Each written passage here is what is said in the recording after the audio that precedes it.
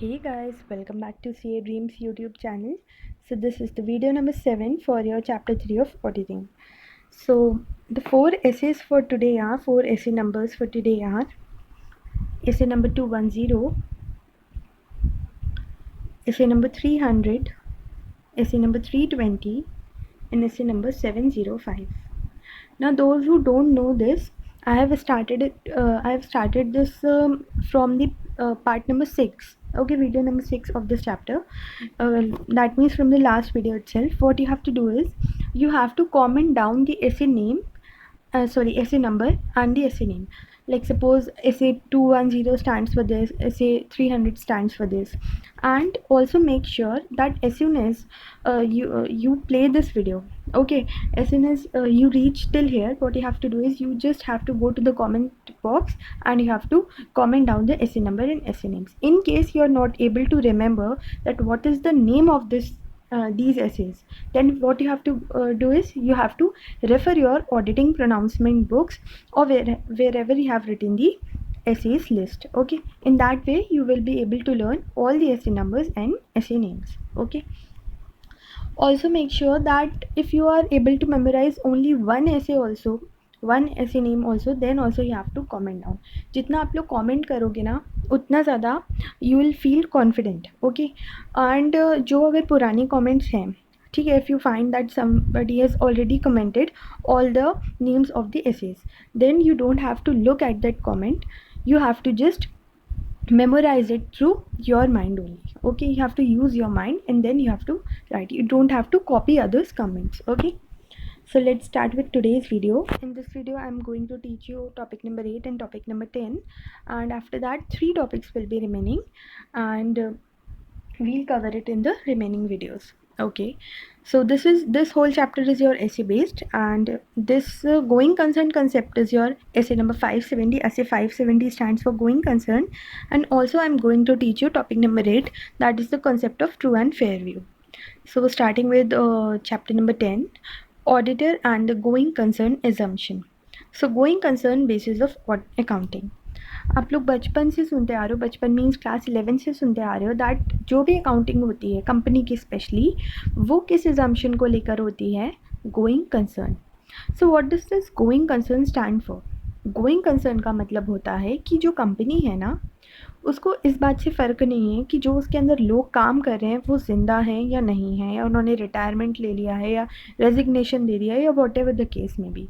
Company को इस बात से कोई मतलब नहीं है, वो एक आर्टिफिशियल पर्सन है and it has a nature of going concern. मतलब वो चलती रहेगी, उसको इस बात से कोई मतलब नहीं होगा कि कंपनी के लोग कितने टाइम तक कंपनी के साथ में हैं. ठीक है ना. लेकिन ये बेसिस कब सूटेबल होता है? लाइक आपकी जो कंपनी है उसकी लाइबिलिटीज़ इतनी ज़्यादा हो गई हैं, बोरोइंग्स इतनी ज़्यादा हो गई हैं that you don't have sufficient funds and you don't have sufficient assets कि आप उसको प्रॉपरली रीपे कर पाओ. बैंकरप्सी के केस पे आप पहुंच रहे हो, एंड फिर भी अगर आप अपनी ऑर्गेनाइजेशन में ये एजम्पशन लगा के अकाउंटिंग कर रहे हो, so will it be appropriate? Absolutely no. So that is why to check this कि ये जो एजम्पशन कंपनी ने लगा रखी है गोइंग कंसर्न वाली, इस कंपनी के लिए, इस एंटिटी के लिए सही भी है या नहीं. It is the duty of the auditor to check this. Okay, so this all we are going to learn in this topic. So, under the going concern basis of accounting, the financial statements are prepared on the assumption that the entity is a going concern and will continue its operations for the foreseeable future. When the use of going concern basis of accounting is appropriate, assets and liabilities are recorded on the basis that the entity will be able to realize its assets and discharge its liabilities. तो अभी तक की जो para है उन्होंने सारी की सारी बेसिक बातें ही बोली हैं कि वही गोइंग कंसर्न बेसिस का मतलब क्या होता है कि जो एंटिटी है वो अपनी ऑपरेशंस को कंटिन्यू करेगी फोरसीबल फ्यूचर, मतलब इन्फिनिटी. कुछ इसका वो नहीं है, कुछ एंड डेट नहीं है, इन्फिनिटी है ये. ठीक है ना. तो जब जो है गोइंग कंसर्न बेसिस अगर लगा रहे हैं, कोई भी एंटिटी लगा रहा है ये बेसिस, तो इसका क्या मतलब है कि जो एसेट्स हैं वो प्रॉपरली रियलाइज़ हो पा रहे हैं एंड कंपनी के पास में इतनी उसकी कैपेसिटी है, इतनी उसके पास वैल्यू है दैट वो अपनी लाइबिलिटीज़ को डिस्चार्ज कर सकती है. तो ये जो ऐसे है, ये ऐसे ये कहता है कि इस ऐसे की वजह से जो ऑडिटर है ना, उसके कुछ ऑब्जेक्टिव्स हैं। तो बेसिकली 3 ऑब्जेक्टिव्स हैं, तो ये आपका चार्ट है उसके लिए। तो वो ऑब्जेक्टिव्स क्या हैं कि उसको रिटन रिप्रेजेंटेशन लेना है मैनेजमेंट के साथ में, रिस्पॉन्ड करना है उस रिटन रिप्रेजेंटेशन को अप्रोप्रिएटली, और साथ में सपोर्ट करना है उसको अदर ऑडिट एविडेंस। अब ये रिटन रिप्रेजेंटेशन वाला मैं ऑलरेडी डिस्कस कर चुकी हूँ, एंड मैंने क्या बोला था, क्या फाइनेंशियल स्टेटमेंट्स रिटन रिप्रेजेंटेशन है? नो। जो भी और बातें आप मैनेजमेंट से रिटन रिप्रेजेंटेशन जहाँ आएगा वहाँ क्या आएगा, मैनेजमेंट या फिर एज अप्रोप्रिएट TCWG। ठीक है ना, याद है ना, जिसने भी वीडियो देखा है उसको ये याद होगा। तो ऑडिटर का ये ऑब्जेक्टिव है, ये ऐसे ये बोलता है कि ऑडिटर आपका ये ऑब्जेक्टिव है कि आपको रिटन रिप्रेजेंटेशन लेनी है मैनेजमेंट से। साथ ही में अगर कोई आपको और चीज़ चाहिए अपने ऑडिट एविडेंस को सपोर्ट करने के लिए तो वो आपको लेना है। एंड अगर मैनेजमेंट रिफ्यूज़ कर रही है रिटन रिप्रेजेंटेशन देने से तो उस बात को भी आपको अप्रोप्रिएटली रिस्पॉन्ड करना है। एंड अगर आपको लग रहा है कि रिटन रिप्रेजेंटेशन का आपको कुछ मतलब और कम्युनिकेशन करना है मैनेजमेंट से तो उस बात के लिए भी आप प्रॉपर रिस्पॉन्ड करोगे। तो 3 ऑब्जेक्टिव्स हैं, रिटन रिप्रेजेंटेशन लो, प्रॉपरली रिस्पॉन्ड करो, और साथ में अदर ऑडिट एविडेंस सपोर्ट करने के लिए आप कुछ लो अगर आपको रिक्वायर्ड है तो इन तीनों चीज़ों का यूज़ करके आप ये कंक्लूड कर पाओगे कि जो गोइंग कंसर्न है ना वो एप्लीकेबल है। ठीक है, जो गोइंग कंसर्न वाली एजम्पशन है। So the objectives of the auditor are to obtain written representations from management and where appropriate TCWG that they believe that they have fulfilled their responsibility। तो written representation हम management से किस बात की लेंगे कि मैनेजमेंट को ऐसा लगता है कि उन्होंने जो उनकी रिस्पॉन्सिबिलिटीज़ है ना फाइनेंशियल स्टेटमेंट्स को प्रिपेयर करने के लिए उसको पूरा कर लिया है, और साथ में जो उन्होंने इन्फॉर्मेशन दी है वो कंप्लीट है, and for the completeness of the information provided to the auditor. ठीक है ना, तो इस बात की आप रिटन रिप्रेजेंटेशन लोगे। ये तो यहाँ शॉर्ट में था, अब इसी का इन्होंने डिटेल में बता रखा है। फिर रिटन रिप्रेजेंटेशन लेने के बाद उसके बाद हम थर्ड वाले पढ़ लेते हैं, हमें रिटन रिप्रेजेंटेशन को रिस्पॉन्ड करना है। So to respond appropriately to written representations provided by management and where appropriate TCWG, or if management or where appropriate TCWG do not provide the written representation requested by the auditor। तो मतलब कि respond करना, you have to respond appropriately to written representations जो आपको मिली हैं, और अगर नहीं मिली हैं तो भी आपको रिस्पॉन्ड करना होगा। Means you have to further request कि भैया हमें रिटन रिप्रेजेंटेशन प्रोवाइड कर दीजिए, वरना आपको क्या देना होगा, अगर वो नहीं देंगे तो मॉडिफाइड ओपिनियन देना होगा। मॉडिफाइड ओपिनियन का मतलब पता है ना, क्वालिफाइड, एडवर्स एंड डिस्क्लेमर। तो इस केस में आप क्या दोगे अगर जो मैनेजमेंट है उसने रिटन रिप्रेजेंटेशन देने के लिए मना कर दिया। सपोज़ मैं कह रही हूँ कि इसका जो इम्पैक्ट है मटीरियल है और साथ में परवेसिव भी है, तो आपको क्या देना होगा, you are not able to obtain sufficient and appropriate audit evidence. तो क्या आप यहाँ एडवर्स ओपिनियन दे पाओगे? नहीं। आपको फिर ये क्या देना होगा, material but not pervasive, sorry material but pervasive, आपको देना होगा disclaimer. And if you are thinking कि ये जो इसका इम्पैक्ट है ये मटीरियल बट नॉट परवेसिव होगा तो आप वहाँ क्या दोगे, क्वालिफाइड दोगे। इस केस में आपका क्या हो जाएगा, इस केस में आपका हो जाएगा कि unable to obtain sufficient and appropriate audit evidence। तो इसलिए यहाँ 2 ओपिनियंस बनेंगी, disclaimer and qualified, not adverse. Okay, तो I guess you are able to relate. अगर आपको ये बात अच्छे से आती है तो आपको समझ में आ गया होगा। फिर इसके बाद में ये सारी की सारी बातें मैंने चैप्टर नंबर 11 में डिस्कस करी थी, उसकी वीडियोज़ भी हैं, जिस बच्चे ने अगर नहीं देखी हैं सो यू कैन रेफर इट। फिर उसके बाद में थर्ड हमारा जो ऑब्जेक्टिव है वो क्या है, to support other audit evidence relevant to the financial statements और specific assertions in the financial statements by means of written representations. Written representation एक तो इस बात की हो गई कि मैनेजमेंट ने अपनी जो रिस्पॉन्सिबिलिटी है उसके साथ में फुलफिल किया और कंप्लीट इन्फॉर्मेशन भी चाहिए, लेकिन अगर उसको फाइनेंशियल स्टेटमेंट्स को सपोर्ट करने के लिए भी कोई एविडेंस चाहिए मैनेजमेंट से तो वो भी वो रिटन रिप्रेजेंटेशन के थ्रू ही लेगा मैनेजमेंट से। ठीक है ना, तो वो भी ऑब्जेक्टिव में आ गया ऑडिटर की कि आपको रिटन रिप्रेजेंटेशन 2 तरह की लेनी है, एक तो रिस्पॉन्सिबिलिटीज़ वाली और एक अगर आपको इन केस कुछ सपोर्टिंग ऑडिट एविडेंस चाहिए तो उसके लिए भी you can take the written representations. ठीक है, इफ़ डिटरमाइंड नेसेसरी, मतलब अगर आपको ऐसा लग रहा है या फिर ऐसे की रिक्वायरमेंट है, ठीक है, और required by the other SAs. So I guess ये तीनों के तीनों पॉइंट्स आपको क्लियर हो गए होंगे कि ऑडिटर की क्या ऑब्जेक्टिव्स हैं ऐसे के अंडर। क्या क्या है, फिर से एक बार रिपीट कर देती हूँ उसको। रिटन रिप्रेजेंटेशन लेनी है। रिटन रिप्रेजेंटेशन दो बातों के लिए नहीं कि मैनेजमेंट ने जो है वो अपनी रिस्पॉन्सिबिलिटीज़ के साथ में फुलफिल कर रखे, और सेकेंड हमारी क्या है कि अगर कुछ भी सपोर्टिंग ऑडिट एविडेंस आपको चाहिए, और हमारी थर्ड का है that you have to respond appropriately. ठीक है ना। एंड जहाँ पे भी मैनेजमेंट आता है ना, मेक श्योर कि वहाँ TCWG भी आता है, बिकॉज कुछ कुछ केसेस में ऐसा होता है TCWG और मैनेजमेंट एक ही होते हैं, अलग अलग नहीं होते हैं। तो उस केस में हमें क्या लेना होता है, बोथ कंसिडर हो जाते हैं। ठीक है ना, बिकॉज मैनेजमेंट की ही रिस्पॉन्सिबिलिटी है ना preparation of financial statements, that is Y. तो इसलिए जब भी आप ये लिखोगे तो आप लिखोगे management and where appropriate TCWG। आपने देखा होगा ये कई बार लिखी होती है। सो मेक श्योर कि आप ये जो लैंग्वेज है ये आप अपने आंसर्स में भी कोट करके आएँ। ओके, अभी तक हम लोगों ने क्या डिस्कस कर लिया, गोइंग कंसर्न के बारे में and objectives of auditor as per this going concern principle. इस वाले डिस्कशन के बाद में you can also read your essay number 570 going concern. अब रिस्पॉन्सिबिलिटीज़ क्या हैं ऑडिटर की, अब हम रिस्पॉन्सिबिलिटीज़ देखेंगे। फर्स्ट रिस्पॉन्सिबिलिटी उसकी क्या है कि उसको sufficient and appropriate audit evidence लेना है एंड कंक्लूड करना है the appropriateness of management use of going concern basis of accounting in the preparation of financial statements, and to conclude based on the audit evidence obtained whether a material uncertainty exists about the entity's ability to continue as a going concern। मतलब ये auditor की responsibility है कि उसको इस बात का sufficient and appropriate audit evidence लेना है कि जो मैनेजमेंट ने गोइंग कंसर्न का बेसिस लगा रखा है ना अपने अकाउंटिंग में वो अप्रोप्रिएट है, और साथ ही में उसको ये भी कंक्लूड करना है जो वो ऑडिट एविडेंस ऑब्टेन करेगा उसके माध्यम से, उसके बेसिस पे वो ये कंक्लूड करेगा कि क्या यहाँ पे कोई मटेरियल अनसर्टेनिटी तो नहीं है। लाइक अभी तो है गोइंग कंसर्न का जो एजम्पशन है वो वैलिड, बट कहीं ऐसा तो नहीं, कोई आपको ऐसी अनसर्टेनिटी तो नहीं दिख रही है कि जिसकी वजह से फ्यूचर में एंटिटी को ये एजम्पशन लगाना खतरे में पड़ जाए, मतलब एंटिटी की जो एग्जिस्टेंस है वो खतरे में आ जाए, गोइंग कंसर्न वैलिड ही ना हो। तो कोई ऐसी अनसर्टेनिटी तो नहीं दिख रही है जो अपने ऑडिट एविडेंस ऑब्टेन किया है उसको देखते हुए। ठीक है ना, तो ये रिस्पॉन्सिबिलिटी है ऑडिटर की। इसके बाद में however as described in essay 200 the potential effects of inherent limitations. अब ये सब तो रिस्पॉन्सिबिलिटीज़ हो गई, लेकिन जहाँ पे भी रिस्पॉन्सिबिलिटीज़ आती हैं ना ऑडिटर की, सबसे बड़ी प्रॉब्लम आ जाती है इनहेरेंट लिमिटेशंस की, जो हम लोगों ने चैप्टर नंबर 1 में पढ़ ही रखा है।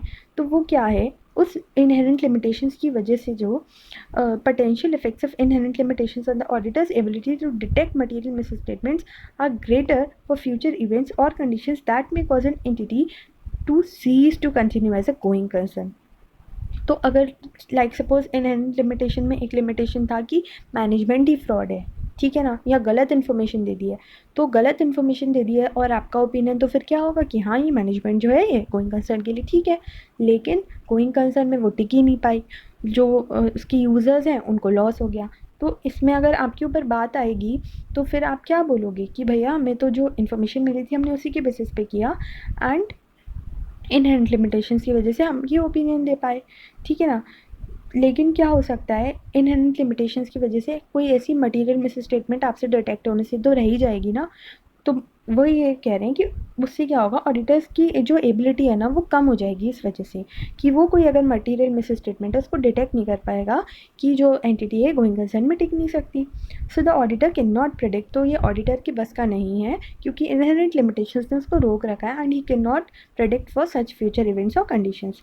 Accordingly the absence of any reference to a material uncertainty, मतलब मटेरियल अनसर्टिनिटी वो हालांकि कोशिश बहुत करेगा जहाँ तक वो बेसिस जो उसका ऑडिट एविडेंस होगा, जो उसने ऑडिट एविडेंस ऑब्टेन कर रखा होगा उसके बेसिस तक तो वो कह सकता है कि इसमें कोई मटेरियल अनसर्टेनिटी है या नहीं है, लेकिन जो ऑडिट एविडेंस है अगर उसी में ही उसको इनहेरेंट लिमिटेशंस की वजह से वही उसको सही नहीं मिल पाया तो क्या होगा, वो मटेरियल अनसर्टेनिटी उसकी कोई गारंटी वो ले ही नहीं सकता है। सो दैट इज़ वाई ये बोल रहे हैं कि उस एब्सेंस की वजह से जो है हम ये जो ऑडिटर की रिपोर्ट है ना इसको गारंटी की तरह नहीं ले सकते हैं, इसको भी हम रीजनेबल एश्योरेंस की तरह ही ले सकते हैं कि एंटिटी जो है वो गोइंग कंसर्न में कंटिन्यू कर पाएगी या नहीं कर पाएगी।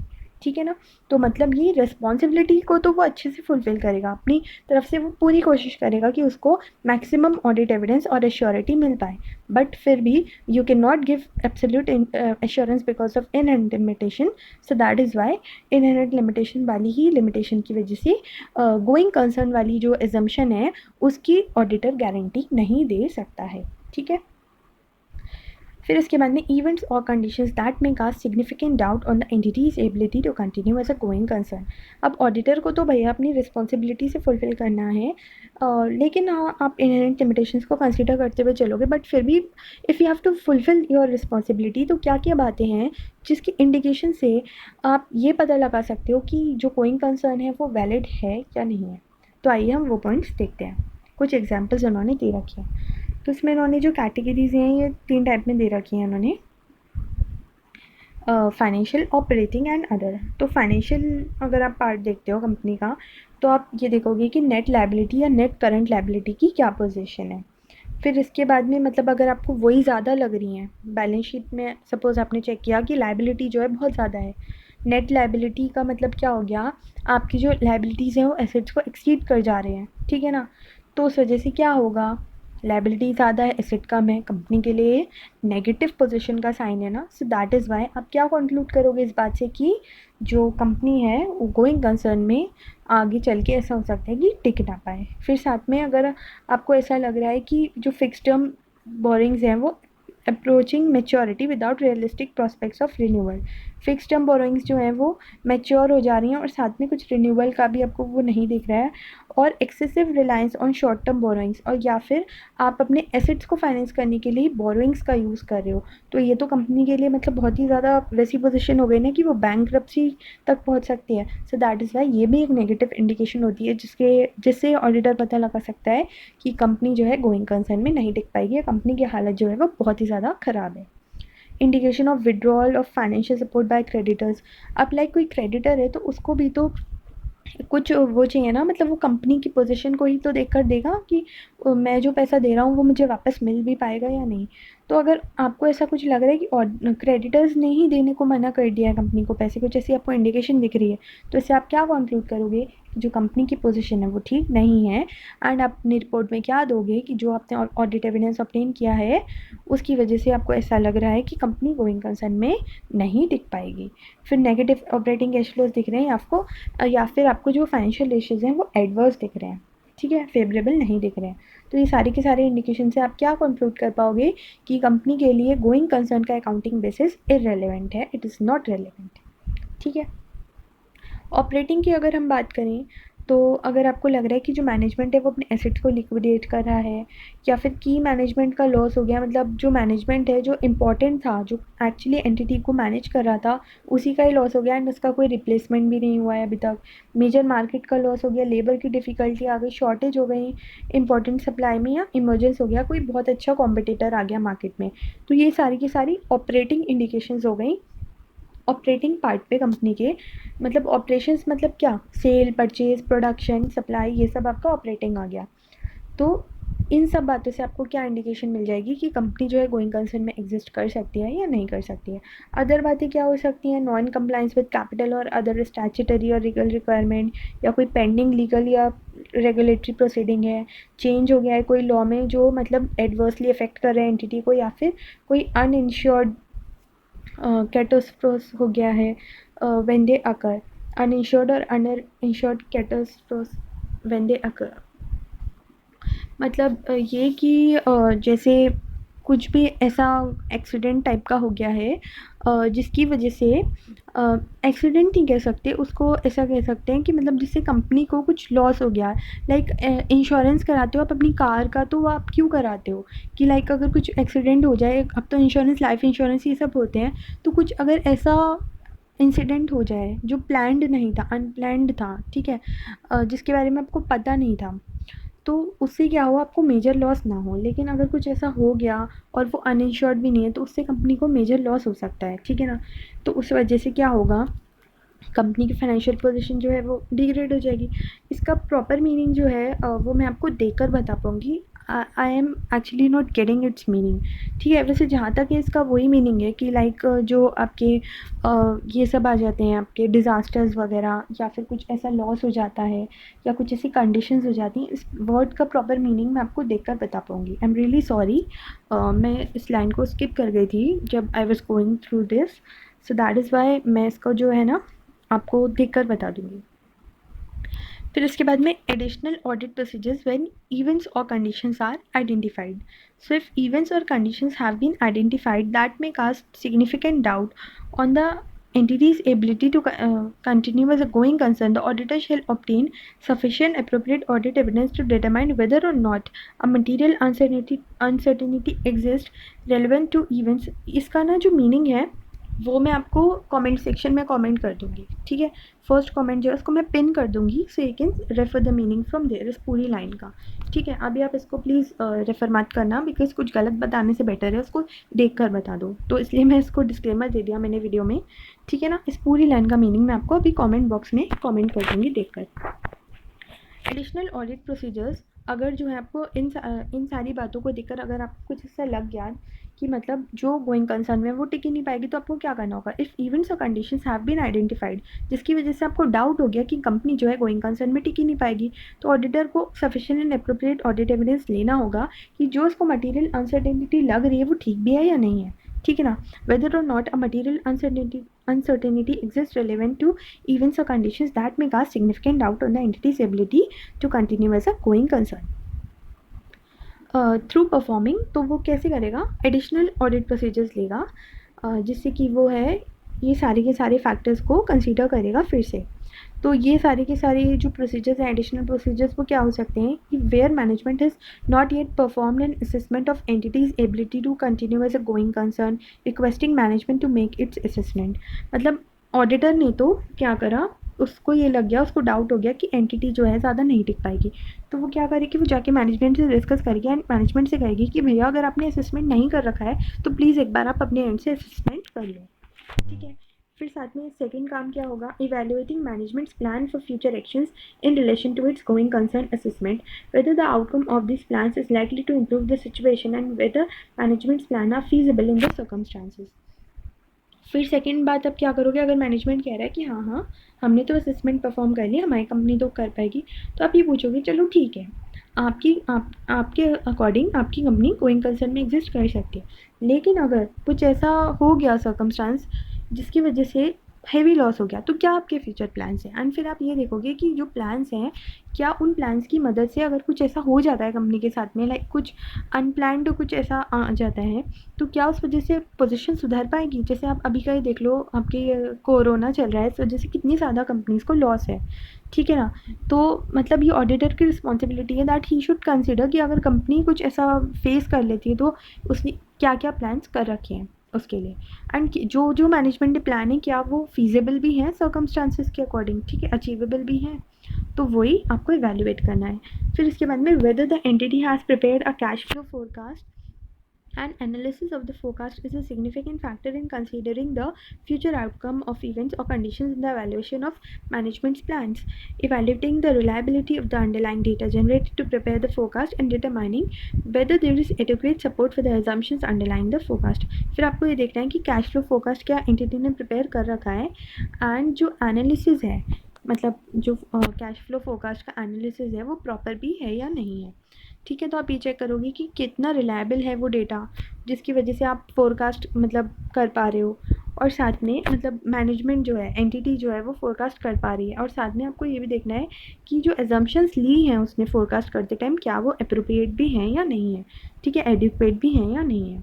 तो अगर मतलब उसने कैश फ्लो फोरकास्ट कुछ ऐसा कर रखा है कि मतलब जो भी एक्टिविटीज़ होती हैं, कैश फ्लो तो आप लोगों ने पढ़ ही रखा है, ऑपरेटिंग इन्वेस्टिंग फाइनेंशियल एक्टिविटीज़, तो उसकी वजह से जो भी कंपनी ने फोरकास्टिंग कर रखी है तो वो जो अप्रोप्रिएट भी है या नहीं, और जो डेटा है वो रिलायबल भी है या नहीं. मतलब एंटिटी ये कह रही है कि नहीं हमने तो कैश फ्लो फोरकास्ट कर रखा है एंड हमारी कंपनी जो है वो टिक जाएगी. मतलब ये अनसर्टेनिटी, इट्स नॉट दैट कि इस अनसर्टेनिटी की वजह से हमारी जो खतरे में पोजीशन इसके बहुत ज़्यादा कम चांसेस हैं, तो आप ये भी चेक करोगे.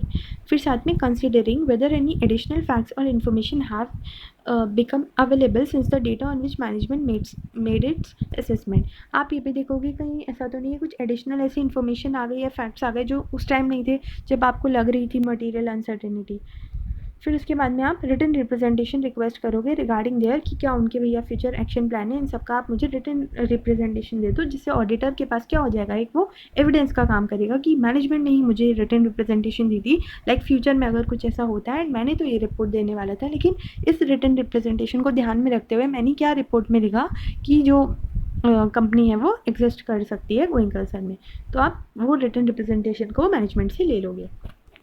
Now, audit procedures that are relevant to the requirement as stated above may include the following. तो ऑडिट प्रोसीजर्स जो हैं, मतलब एडिशनल ऑडिट प्रोसीजर्स का था, तो ये सब बातें तो हो गई थी हम मैनेजमेंट से जो लेंगे.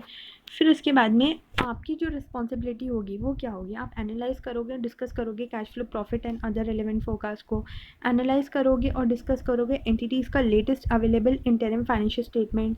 फिर साथ में आप रीड करोगे terms of debentures and loans, read करोगे मिनट्स ऑफ मीटिंग्स, इंक्वायर करोगे एंटिटीज़ के लीगल काउंसिल से the existence of litigation and claims के बारे में, और साथ में आप कंफर्म करोगे existence, legality and enforceability of arrangements to provide और मेंटेन फाइनेंशियल सपोर्ट, मतलब कि जो फाइनेंशियल सपोर्ट है वो कंपनी को मिल पाएगा या नहीं थर्ड पार्टी से. और साथ में आप इवेल्युएट करोगे एंटिटी का प्लान है जो वो डील कर रहा है विद अनफिल्ड कस्टमर ऑर्डर्स के साथ में. evaluate the entity's plan to deal with unfilled customer orders, मतलब जो कस्टमर के ऑर्डर्स हैं जो अनफुलफिल्ड रह जाएंगे तो उसके लिए एंटिटी का क्या प्लान रहेगा, वरना तो वो लॉस कर जाएगा उनको. Performing audit procedures regarding subsequent events to identify those that either mitigate or otherwise affect the entity's ability to continue as a going concern. आप कुछ सब्सिक्वेंट इवेंट्स के रिगार्डिंग भी ऑडिट प्रोसीजर करोगे जिसकी वजह से जो कंपनी है उसकी गोइंग कंसर्न पे खतरा हो सकता है, तो आप मतलब सारी बातें आपको खुद इन डेप्थली चेक करनी होगी. Confirming the existence terms and adequacy of borrowing facilities, obtaining and reviewing reports of regulatory actions and determining the adequacy of support for any planned disposal of assets. तो इन सारी चीज़ों को आप देखोगे, एग्जिस्टेंस वगैरह आप चेक करोगे कि बोरिंग फैसिलिटीज़ की क्या है, रिपोर्ट्स वगैरह आप देखोगे, रेगुलेटरी एक्शंस क्या हैं, डिटरमाइन करोगे adequacy of support for any plan disposal of assets, मतलब कुछ डिस्पोज अगर कोई एसेट हो रहा है तो मतलब determining the adequacy of support for any plan disposal of asset, मतलब ये कि कुछ ऐसा एसेट तो नहीं है जिसका जो डिस्पोजल है वो कंपनी ने प्लान कर रखा है. तो ये सारे के सारे ऑडिट प्रोसीजर्स हो जाएंगे that are relevant to the requirements as stated above may include, मतलब ये जो आपने ये सब बातें ली इसके साथ में जो ऑडिट प्रोसीजर्स जो आपको परफॉर्म करने होंगे वो ये सारे हो जाएंगे. तो आई नो कि ये सारे के सारे पॉइंट्स लर्न करना is not easy for you, but what you can do is like आप ये चारों तो कर लेना, एनालाइजिंग रीडिंग और ये भी कर लेना, और यहाँ से आपको जितने हो जाए उतने कर लेना, ठीक है. तो इसको अच्छे से रीड कर लेना जिससे आप अपने वर्ड्स में लिख पाओ इसको, एंड ये सारे आपके ऑडिट प्रोसीजर्स हो जाएंगे जो रेलेवेंट हो जाएंगे आपके लिए. अब इसके बाद में हमें एक छोटा सा टॉपिक और है एंड उस लाइन का मीनिंग जो है वो मैं कमेंट सेक्शन में कमेंट कर दूँगी. Concept of true and fair क्या है. ट्रू एंड फेयर आप बहुत बार सुनते आ रहे हैं, तो ट्रू एंड फेयर क्या है. The concept of true and fair is fundamental concept in auditing. The phrase true and fair in the auditors report signifies that the auditor is required to obtain to express his opinion as whether to the state of affairs and the results of entity as ascertained by him in the course of his audit are truly and fairly represented in the accounts under audit. True and fair view देना होता है auditor को. इसका ये मतलब होता है कि जो ऑडिटर है ना उसकी ये रिस्पॉन्सिबिलिटी है कि जो भी उसने ओपिनियन ऑब्टेन करी है, मतलब जो भी उसने स्टेट ऑफ अफेयर्स देखी, कंपनी की बैलेंस शीट देखी या जो कुछ भी उसने देखा, तो वो जो भी ओपिनियन दे रहा है ना सॉरी जो भी वो ओपिनियन दे रहा है वो ट्रूली एंड फेयरली रिप्रेजेंटेड है अकाउंट्स में. वो कुछ अपने पास से नहीं बोल रहा है, जो उसने देखा है वो उसके लिए ट्रू एंड फेयर दे रहा है, बिल्कुल सच्ची ऑनेस्टली वो सब बता रहा है, वो कुछ अपने मन से नहीं बोल रहा है. ट्रूली एंड फेयरली वो आपको अकाउंट्स में देखने को मिल जाएगा जो जो उसने बोला है. तो ये मीनिंग होता है ट्रू एंड फेयर का, मतलब कुछ भी उसने बायसनेस नहीं दिखा रखी है. This requires that the auditor should examine. अब वो कैसे दे पाएगा ट्रू एंड फेयर व्यू, ठीक है, तो वो कब देख पाएगा, जब वो प्रॉपरली अच्छे से एग्जामिन करेगा the accounts with the view to verify that all assets, liabilities, income and expenses are stated as amounts which are in accordance with accounting principles and policies which are relevant and no material amount, item or transaction has been omitted. तो वो क्या देखेगा कि जो asset, liability, income, expenses का amount है वो इन accordance with accounting principles और पॉलिसीज़ है और रेलेवेंट भी है, और साथ में कुछ भी मटेरियल अमाउंट, आइटम या ट्रांजैक्शन था ना वो ओमिट नहीं हुआ है, वो सारा का सारा था. तो इन दोनों बातों से वो बेसिकली क्या दे पाएगा, ट्रू एंड फेयर व्यू दे पाएगा। ये मतलब ये सारी चीज़ें हैं ये in accordance with accounting principles and policies और रेलिवेंट है। और साथ में no material amount has been omitted. अब ये एक तरह से हमारे एक एग्जाम्पल हो गया ये कि जो ऐसे 700 है जिसका नाम है फॉर्मिंग एन ओपिनियन, वो क्या बोलता है कि जो आप ओपिनियन दे रहे हो वो आप कैसे दो, जो अपने कंक्लूजन्स ड्रॉ करें ऑडिट एविडेंस से उसके बेसिस पे आप दो, ठीक है। And express clearly that opinion through a written report that also describes the basis for opinion. The auditor is required to express his opinion on the financial statements that the company financial statements present fairly in all material respects. मतलब ये कि जो financial statements है उसमें सारी की सारी material बातें भी हैं फाइनेंशियल पोजीशन के बारे में कंपनी की, और साथ में जो कैश फ्लोज वगैरह हैं जो स्टेटमेंट्स हैं वो इन अकॉर्डेंस विद अकाउंटिंग स्टैंडर्ड्स हैं। तो ये आपका एक तरह से एग्जाम्पल हो गया ट्रू एंड फेयर का। What constitutes a true and fair. अब क्या किस बात से आपको ये पता लगेगा कि ट्रू एंड फेयर है या नहीं है। तो आप कैसे ये बोल पाओगे कि पर्टिकुलर सर्कमस्टांस को देख के कि ये जो भी मटेरियल आइटम्स हैं, जो भी मटेरियल आइटम्स हैं और साथ में जो भी, आई एम सॉरी मैं थोड़ा सा डिस्ट्रैक्ट हो गई इस अलार्म की वजह से। हाँ, तो मतलब ये कि अभी मैंने आपको क्या बताया कि जो भी हमारी एसेट लायबिलिटी इनकम एक्सपेंसेस हैं, इन सब ये सारे के सारे जो अमाउंट्स हैं ये प्रॉपर हैं, एप्रोप्रिएट हैं, और जो भी अकाउंटिंग पॉलिसीज़ या प्रोसीजर्स इसमें लगने थे, अकाउंटिंग प्रिंसिपल्स एंड पॉलिसीज़ जो इसमें लगनी थी वो लगी हैं, और साथ में कोई भी मटेरियल आइटम या ट्रांजैक्शन ओमिट नहीं हुआ है। तो यही सारी बातें आप चेक करोगे तो इन सारी बातों से आप क्या कंक्लूड कर पाओगे कि जो फाइनेंशियल स्टेटमेंट्स हैं वो ट्रू एंड फेयर है या नहीं है। तो वो क्या हो सकते हैं कि जो एसेट्स हैं वो ना तो अंडर वैल्यू हुए हैं ना ओवर वैल्यू हुए हैं, एंड साथ में वो अकाउंटिंग प्रिंसिपल्स के अकॉर्डेंस में है। तो ये वही पॉइंट हो गया।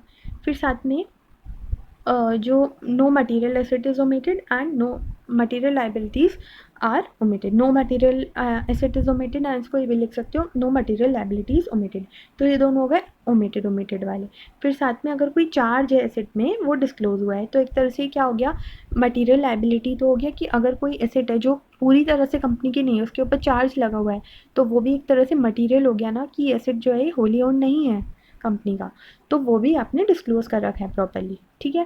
फिर साथ में P&L एंड जो बैलेंस शीट है वो all the matters required to be disclose, वो सारी की सारी वो बातें डिस्क्लोज कर रहे हैं जो रिक्वायर्ड है।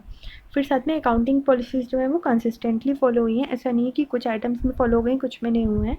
और साथ में कोई भी अनयूजुअल एक्सेप्शनल या नॉन रिकरिंग आइटम्स है उसको हम लोगों ने सेपरेटली डिस्क्लोज किया है। तो ये सारे के सारे 7 पॉइंट्स अगर हो जाएंगे तो आप एक ऑडिटर की तरह, अगर आप एक ऑडिटर हो तो आप क्या कंक्लूड कर पाओगे कि जो स्टेटमेंट्स हैं ये true and fair view represent कर रहे हैं कंपनी के बारे में।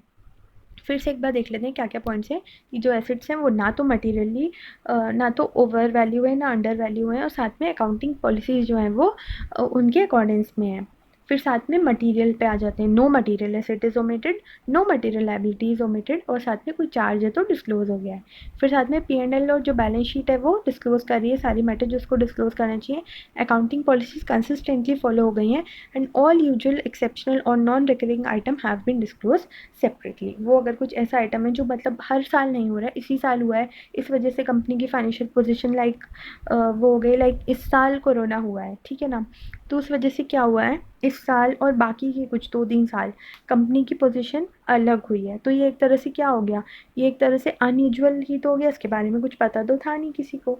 तो ये जो है ये बार बार नहीं होगा, ये इस बार हुआ है इस वजह से कंपनी पे ऐसा इफेक्ट आया है। तो ये सारी की सारी बातें डिस्क्लोज होनी चाहिए सेपरेटली, ठीक है ना।